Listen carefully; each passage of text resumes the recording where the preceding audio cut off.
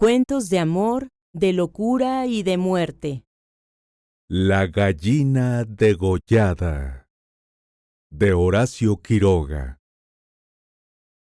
Todo el día, sentados en el patio en un banco, estaban los 4 hijos idiotas del matrimonio Mazzini-Ferraz. Tenían la lengua entre los labios, los ojos estúpidos y volvían la cabeza con la boca abierta. El patio era de tierra, cerrado al oeste por un cerco de ladrillos. El banco quedaba paralelo a él, a 5 metros, y allí se mantenían inmóviles, fijos los ojos en los ladrillos. Como el sol se ocultaba tras el cerco, al declinar, los idiotas tenían fiesta.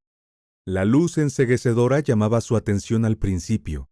Poco a poco sus ojos se animaban.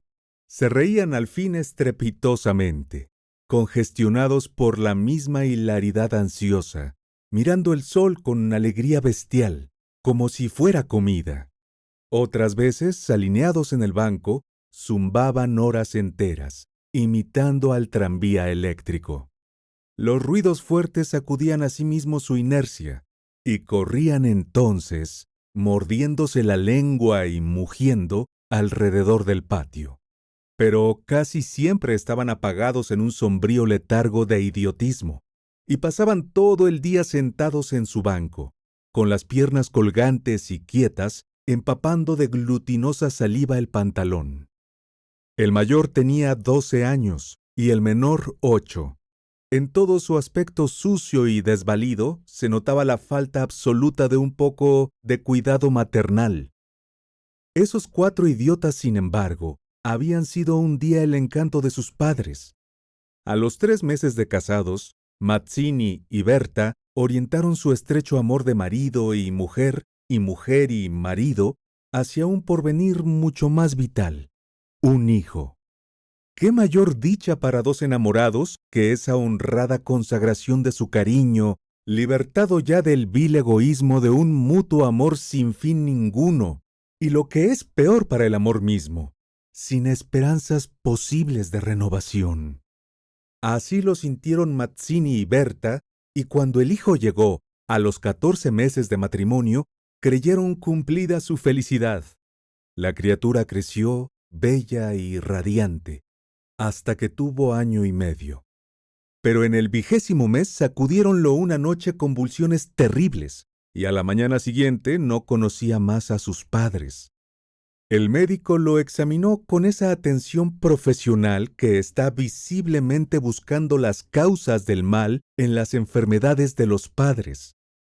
Después de algunos días, los miembros paralizados recobraron el movimiento, pero la inteligencia, el alma, aún el instinto, se habían ido del todo. Había quedado profundamente idiota, baboso, colgante, muerto para siempre sobre las rodillas de su madre. ¡Hijo! ¡Mi hijo querido!, sollozaba ésta sobre aquella espantosa ruina de su primogénito. El padre desolado acompañó al médico afuera. A usted se le puede decir, creo que es un caso perdido. Podrá mejorar, educarse en todo lo que le permita su idiotismo, pero no más allá. Sí, sí, asentía Mazzini. Pero dígame, ¿usted cree que es herencia que... En cuanto a la herencia paterna, ya le dije lo que creía cuando vi a su hijo. Respecto a la madre, hay allí un pulmón que no sopla bien. No veo nada más, pero hay un soplo un poco rudo. Hágala examinar bien. Con el alma destrozada de remordimiento, Mazzini redobló el amor a su hijo, el pequeño idiota que pagaba los excesos del abuelo. Tuvo asimismo que consolar, sostener sin tregua a Berta, herida en lo más profundo por aquel fracaso de su joven maternidad. Como es natural, el matrimonio puso todo su amor en la esperanza de otro hijo. Nació éste, y su salud y limpidez de risa reencendieron el porvenir extinguido. Pero a los 18 meses, las convulsiones del primogénito se repetían, y al día siguiente amanecía idiota. Esta vez los padres cayeron en honda desesperación. Luego su sangre, su amor estaban malditos. Su amor sobre todo. 28 años él, 22 ella. Y toda su apasionada ternura no alcanzaba a crear un átomo de vida normal. Ya no pedían más belleza e inteligencia como el primogénito, pero un hijo como todos. Del nuevo desastre brotaron nuevas llamaradas del dolorido amor, un loco anhelo de redimir de una vez para siempre la santidad de su ternura. Sobrevinieron mellizos, y punto por punto repitióse el proceso de los dos mayores. Mas por encima de su inmensa amargura, quedaba a Mazzini y Berta gran compasión por sus 4 hijos. Hubo que arrancar del limbo de la más honda animidad no ya sus almas, sino el instinto mismo abolido. No sabían deglutir, cambiar de sitio, ni aun sentarse. Aprendieron al fin a caminar, pero chocaban contra todo por no darse cuenta de los obstáculos. Cuando los lavaban, mugían hasta inyectarse de sangre el rostro. Animábanse solo al comer, o cuando veían colores brillantes u oían truenos. Se reían entonces echando afuera lengua y ríos de baba, radiantes de frenesí bestial. Tenían, en cambio, cierta facultad imitativa, pero no se pudo obtener nada más.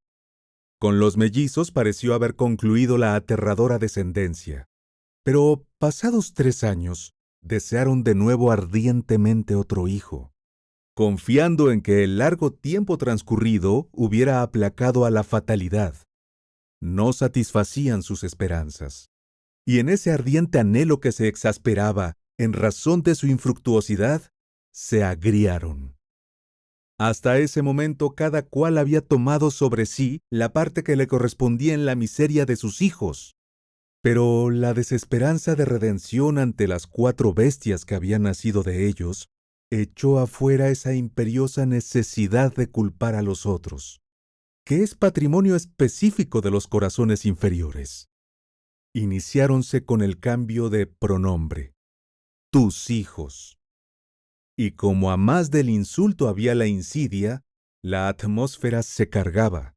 Me parece, díjole una noche Mazzini, que acababa de entrar y se lavaba las manos, que podrías tener más limpios a los muchachos. Berta continuó leyendo como si no hubiera oído. Es la primera vez, repuso al rato, que te veo inquietarte por el estado de tus hijos. Mazzini volvió un poco la cara a ella con una sonrisa forzada. De nuestros hijos, me parece. Bueno, de nuestros hijos. ¿Te gusta así? Alzó ella los ojos. Esta vez Mazzini se expresó claramente. Creo que no vas a decir que yo tenga la culpa, ¿no? Ah, no, se sonrió Berta muy pálida. Pero yo tampoco, supongo. No faltaba más, murmuró. ¿Qué? ¿No faltaba más? Que si alguien tiene la culpa no soy yo, entiéndelo bien. Eso es lo que te quería decir. Su marido la miró un momento con brutal deseo de insultarla. Dejemos, articuló secándose por fin las manos. Como quieras, pero si quieres decir, Berta, como quieras. Este fue el primer choque y le sucedieron otros, pero en las inevitables reconciliaciones, sus almas se unían con doble arrebato y locura por otro hijo. Nació así una niña. Vivieron 2 años con la angustia a flor de alma, esperando siempre otro desastre. Nada acaeció, sin embargo, y los padres pusieron en ella toda su complacencia, que la pequeña llevaba a los más extremos límites del mimo y la mala crianza. Si aún en los últimos tiempos Berta cuidaba siempre de sus hijos, al nacer Bertita, olvidóse casi del todo de los otros. Su solo recuerdo la horrorizaba, como algo atroz que la hubieran obligado a cometer. A Mazzini, bien que en menor grado, pasábale lo mismo. No por eso la paz había llegado a sus almas. La menor indisposición de su hija echaba ahora afuera, con el terror de perderla, los rencores de su descendencia podrida. Habían acumulado hiel sobrado tiempo para que el vaso no quedara distendido, y al menor contacto el veneno se vertía afuera. Desde el primer disgusto emponzoñado, habíanse perdido el respeto. Y si hay algo a que el hombre se siente arrastrado con cruel fruición, es cuando ya se comenzó a humillar del todo a una persona. Antes se contenían por la mutua falta de éxito. Ahora que éste había llegado, cada cual atribuyéndolo a sí mismo, sentía mayor la infamia de los 4 engendros que el otro habíale forzado a crear. Con estos sentimientos no hubo ya para los 4 hijos mayores afecto posible. La sirvienta los vestía, les daba de comer, los acostaba con visible brutalidad. No los lavaban casi nunca. Pasaban casi todo el día sentados frente al cerco, abandonados de toda remota caricia. De este modo Bertita cumplió 4 años, y esa noche, resultado de las golosinas que era a los padres absolutamente imposible negarle, la criatura tuvo algún escalofrío y fiebre, y el temor a verla morir o quedar idiota tornó a reabrir la eterna llaga. Hacía 3 horas que no hablaban, y el motivo fue, como casi siempre, los fuertes pasos de Mazzini. ¡Mi Dios! ¿No puedes caminar más despacio? ¿Cuántas veces? Bueno, es que se me olvidó. Se acabó. No lo hago a propósito.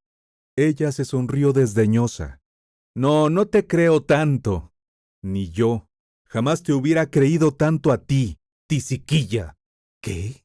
¿Qué dijiste? Nada. Sí, te oí algo. Mira, no sé lo que dijiste, pero te juro que prefiero cualquier cosa a tener un padre como el que has tenido tú. Mazzini se puso pálido. Al fin, murmuró con los dientes apretados. Al fin, víbora, has dicho lo que querías. Sí, víbora, sí. Pero yo he tenido padres sanos. ¿Oyes? Sanos. Mi padre no ha muerto de delirio. Yo hubiera tenido hijos como los de todo el mundo. Esos son hijos tuyos. Los 4 tuyos. Mazzini explotó a su vez. Víbora tísica. Eso es lo que te dije, lo que te quiero decir. Pregúntale al médico quién tiene la mayor culpa de la meningitis de tus hijos. ¿Mi padre o tu pulmón picado, víbora? Continuaron cada vez con mayor violencia, hasta que un gemido de Bertita selló instantáneamente sus bocas. A la 1 de la mañana la ligera indigestión había desaparecido. Y como pasa fatalmente con todos los matrimonios jóvenes que se han amado intensamente una vez siquiera, la reconciliación llegó, tanto más efusiva cuanto hirientes fueran los agravios. Amaneció un espléndido día, y mientras Berta se levantaba, escupió sangre. Las emociones y mala noche pasada tenían sin duda gran culpa. Mazzini la retuvo abrazada largo rato, y ella lloró desesperadamente, pero sin que ninguno se atreviera a decir una palabra. A las 10 decidieron salir, después de almorzar. Como apenas tenían tiempo, ordenaron a la sirvienta que matara una gallina.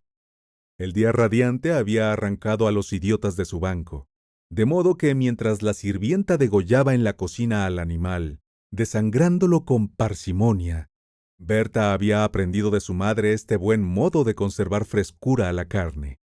Creyó sentir algo como respiración tras ella.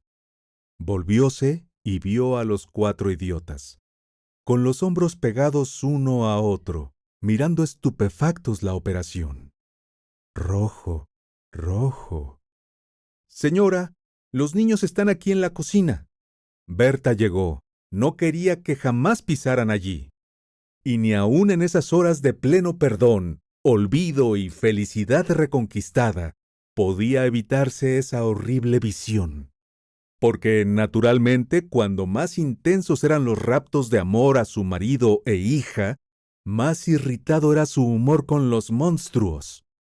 ¡Que salgan, María! ¡Échelos! ¡Échelos!, le digo. Las 4 pobres bestias, sacudidas, brutalmente empujadas, fueron a dar a su banco. Después de almorzar salieron todos. La sirvienta fue a Buenos Aires y el matrimonio a pasear por las quintas. Al bajar el sol volvieron, pero Berta quiso saludar un momento a sus vecinas de enfrente. Su hija escapóse enseguida a casa. Entretanto, los idiotas no se habían movido en todo el día de su banco. El sol había traspuesto ya el cerco. Comenzaba a hundirse, y ellos continuaban mirando los ladrillos, más inertes que nunca. De pronto algo se interpuso entre su mirada y el cerco.